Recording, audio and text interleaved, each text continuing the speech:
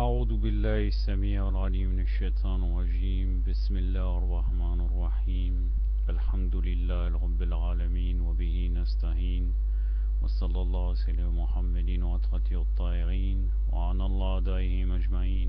قال الله العظيم في كتاب الحكيم أعوذ بالله السميع العليم من الشيطان الرجيم واعلموا أنما غنمتم من شيء فأن لله خمسه ولرسوله وذي القربى واليتامى والمساكين وابن السبيل إن كنتم آمنتم بالله وما أنزلنا على عبدنا يوم الفرقان يوم التقى الجمعان والله على كل شيء قدير.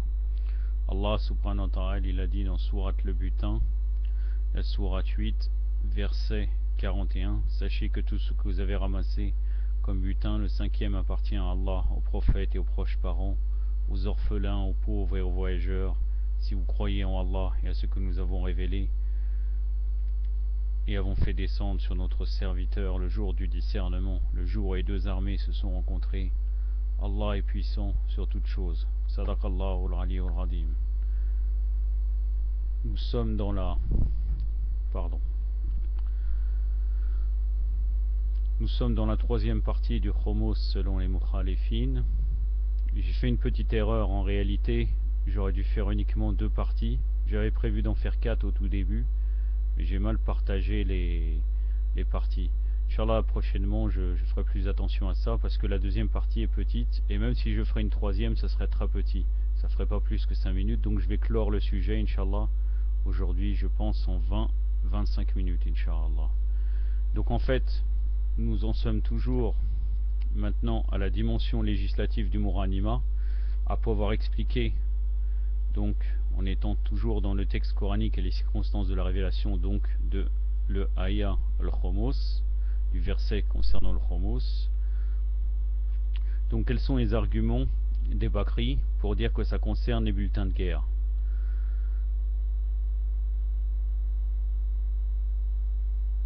Donc le mot anima, ça concerne un terme technique particulier de ce mot, si on dit comme quoi ça concerne les bulletins de guerre.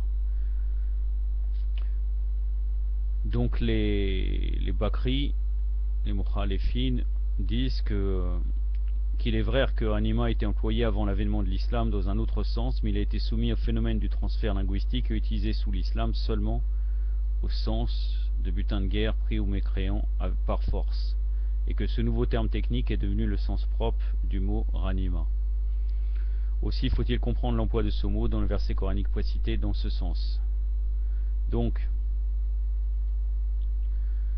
on peut écarter cette hypothèse de 2 manières, parce qu'il faudrait que le prétendu changement du sens de mot fait opérer à l'époque de la révélation de ce verset et non ultérieurement, donc non par après la révélation du verset. C'est ce qui est arrivé réellement, c'est qu'ils ont changé le terme, le sens du mot après la révélation du verset. Donc il y a cette hypothèse comme quoi que ça concerne qu'à partir de l'islam, du moment de l'islam, ça concerne uniquement le bulletin de guerre pris ou mécréant par force, peut se réfuter de 2 raisons, de 2 manières. Donc premièrement, le verset en question a été révélé pendant la 2e année de l'Hégire, à l'occasion de la première bataille livrée par les musulmans, c'est-à-dire la bataille de Badr. Or il est exclu qu'un transfert linguistique s'opère et se fixe en si peu de temps, c'est-à-dire en 2 années après l'Hégire, c'est impossible qu'on change un terme, ranima qui devient uniquement le bulletin de guerre alors qu'auparavant il avait un autre sens. Car on sait que l'évolution linguistique demande une période beaucoup plus longue qui pourrait s'étendre sur plusieurs générations. Deuxième point, il est difficile d'admettre la possibilité d'un transfert linguistique et de la stabilisation de ce transfert dans le langage du législateur, c'est-à-dire Allah subhanahu wa ta'ala, ou même dans le langage des musulmans à l'époque de la révélation du verset, puisque les textes de la Sunna, laquelle reflète le langage du législateur, emploient le mot ranima dans ses différents sens et non pas uniquement dans son prétendu nouveau sens. Nous verrons cela par la suite. On va citer des hadiths qui confirment cela. Des hadiths, des sources, des mukhalifin.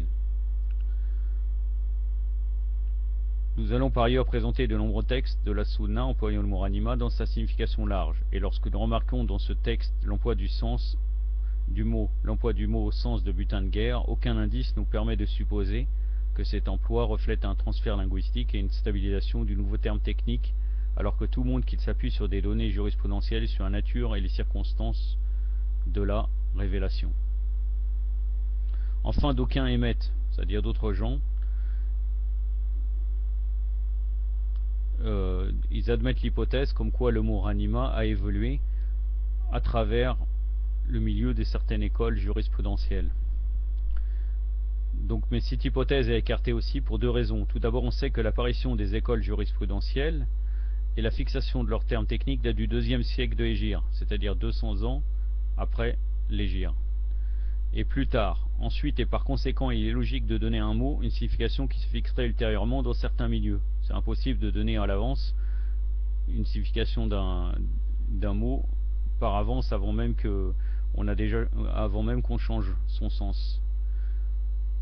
Donc ça serait aussi absurde que de vouloir donner au mot Seyyar, figurant dans la sourate Yusuf ou la sourate El-Maïda, et signifiant caravane ou voyageur, le sens moderne de voiture, c'est-à-dire avant même que la voiture existe, avoir donné le sens de voiture. Encore une fois, les arguments des Mukhalifin, c'est vraiment n'importe quoi.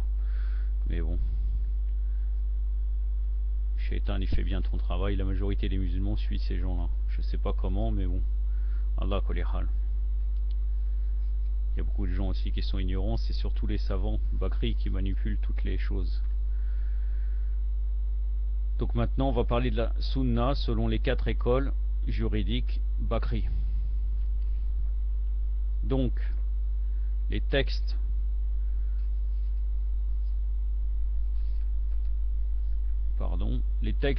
accrédités chez les 4 écoles juridiques Bakri et traitant du chromos sur le plan de la théorie et de l'application présentent un portrait à aspects multiples, dont 2 seulement nous intéressent ici, l'aspect déterminant les domaines où s'applique le chromos et l'aspect relatif à la position linguistique du mot ranima, de le langage du législateur. Donc les domaines de l'application du chromos, là on va citer quelques hadiths. Donc ces textes rendent le chromos obligatoire dans de nombreux domaines, ce qui constitue un démenti concret au courant tendant à affirmer que les instruments de démonstration légaux limitent la législation du chromos au domaine des butins de guerre. Les instruments de démonstration, ce sont les textes. C'est cela qu'on veut dire. Les textes légaux qui sont reconnus.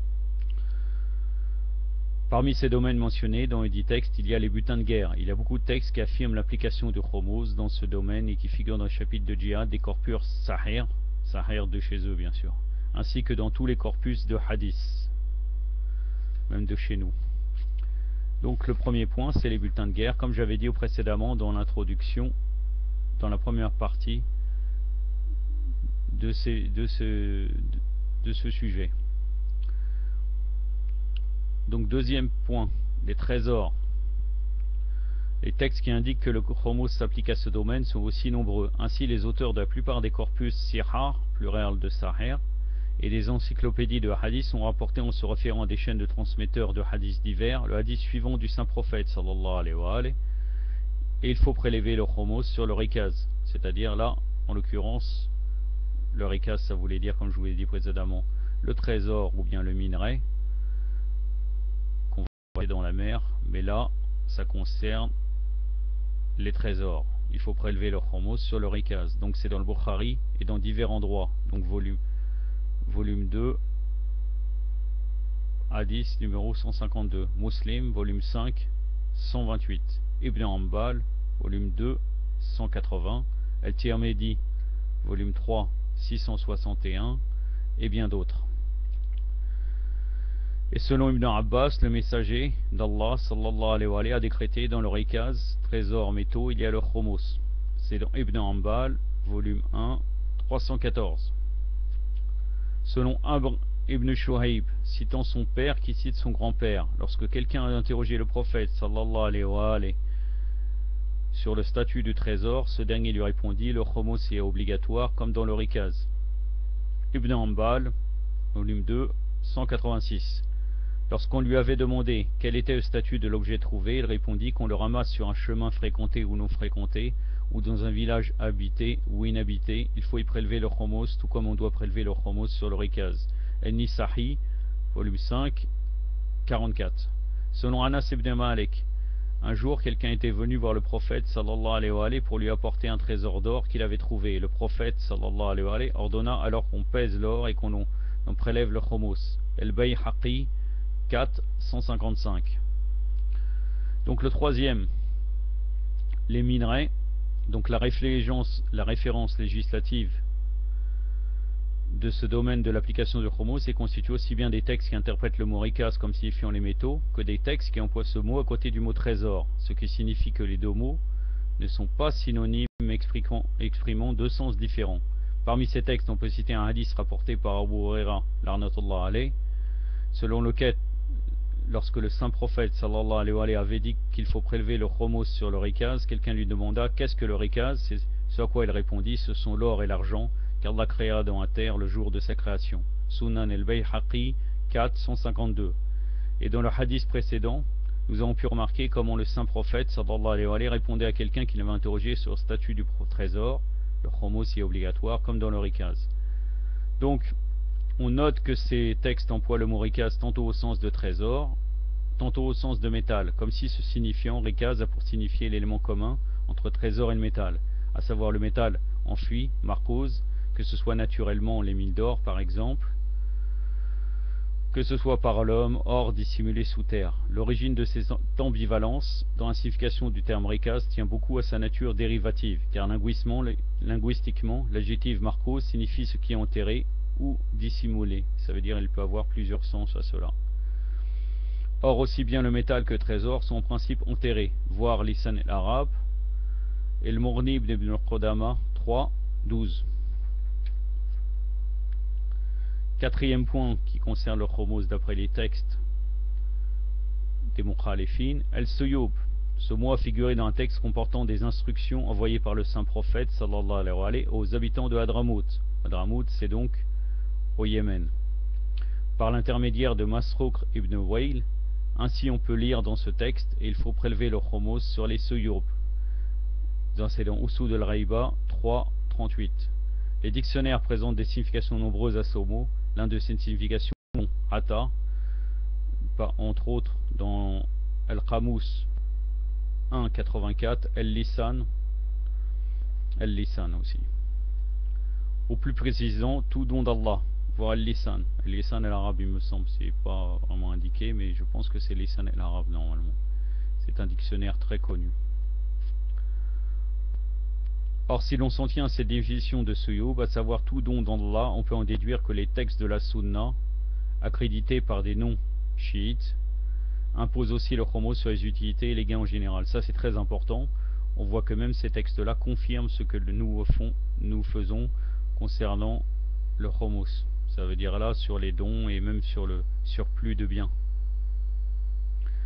Après, quelques autres domaines aussi qu'ils ont cités, dont l'objet trouvé, l'uqta, désigné dans le hadith suivant, attribué au saint prophète sallallahu alayhi wa sallam. Vous avez à votre disposition les entrailles de la terre et ses plaines, les hauteurs des vallées et leur surface. Vous pouvez jouir des vallées et de leur surface, vous pouvez jouir de leurs plantes et boire de leur eau à condition d'en acquitter le chromos. Ça c'est dans Makateb Rasoul, donc en l'occurrence ça doit être un livre sur les lettres du prophète sallallahu alayhi wa sallam qu'il aurait envoyé, bien sûr par l'intermédiaire d'un script ou bien lui-même, mais bon, c'est effectivement le prophète sallallahu alayhi wa sallam, il était loin d'être ummi, puisque ummi ça veut dire illettré, ça vient de al-Qura, donc de la Mecque, et non pas comme prétend les Mukhalifin, comme quoi il avait un manque et il était illettré. Ça encore une fois c'est vraiment totalement aberrant. On a des hadiths dans l'Il-Bayt qui disent que ummi ça vient de al-Qura, la Mecque. Donc en fin de compte, soit il aurait écrit, mais bon, normalement il avait nommé un scribe pour écrire cela. Donc Makateb Rasoul, ce sont les lettres du prophète. Donc volume 2, 365.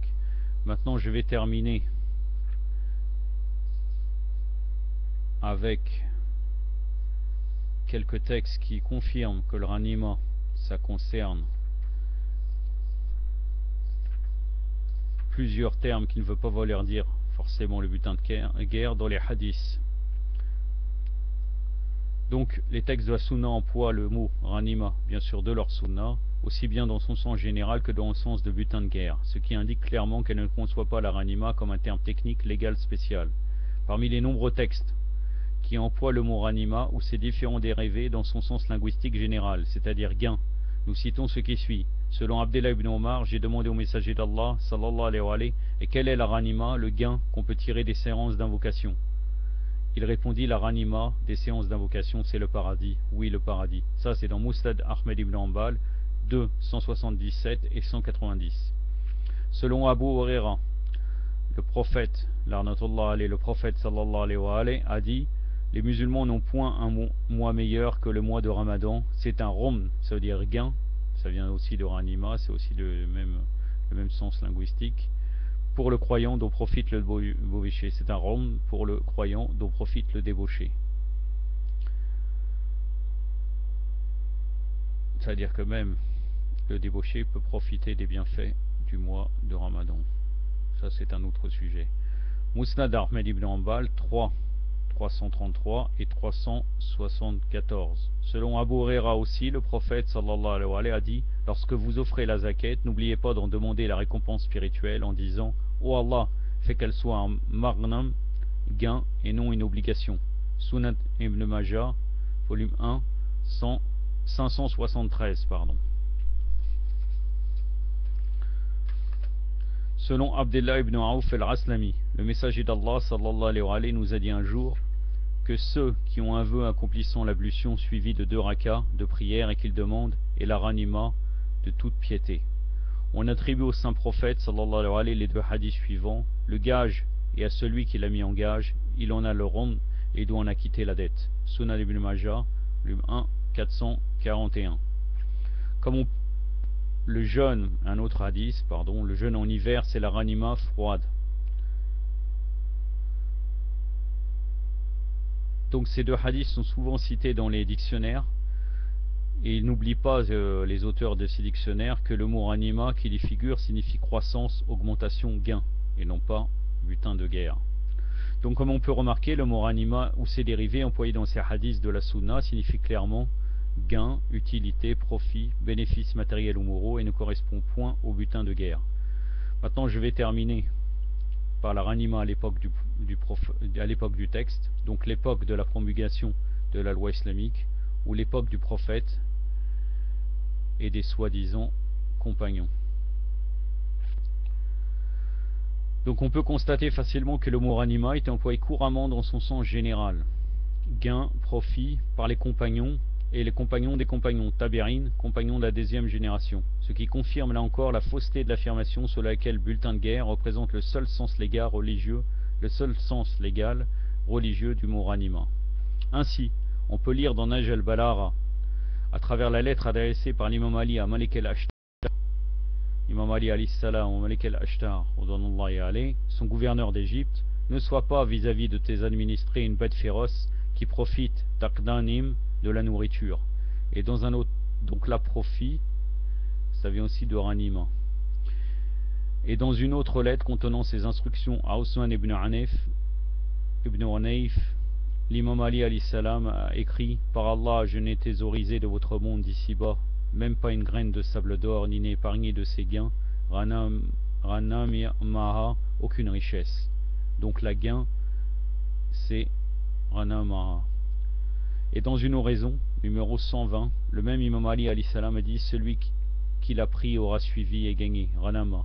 Dans un hadith précédent, on a remarqué comment Abdullah ibn Omar emploie le mot ranima au sens d'utilité et d'effet bénéfique dans la question qu'il pose au saint prophète sallallahu alayhi wa sallam.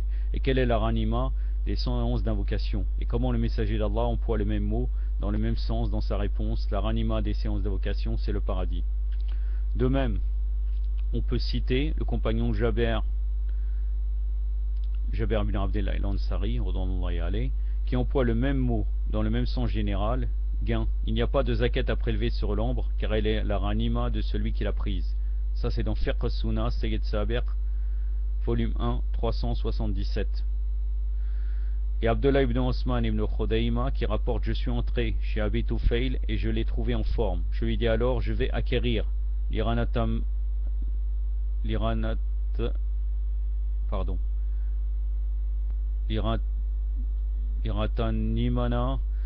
cela la bonne forme de toi, ainsi que les Ansar, les partisans. Donc là, c'est dans Musnad ibn Hanbal 5, 454. Je suis entré chez Abi Tufayl et je l'ai trouvé en forme. Je lui ai dit alors, je vais acquérir l'iratamni mana, cela, la bonne forme de toi, ainsi que les Ansar, les partisans, qui lorsqu'ils se réunirent dans la maison du prophète, les uns dirent aux autres, profitez, rectanimoha, de l'occasion et demandez pardon. El Jawahir del Najafi, Kitab al-Khomus, et Taba, el Ajariya. Voilà, j'ai terminé, j'ai prouvé, normalement à travers ce petit exposé, j'ai démontré que le Khomos, dans les sources des Mukhalifin, ne concerne pas uniquement les bulletins de guerre, mais il a les mêmes définitions finalement que chez nous, dans Al-Bayt, dans l'islam mohammedien originel. Wa sallallahu sayyidina Muhammadin wa trati wa tahirin. Wassalamu alaikum wa rahmatullah.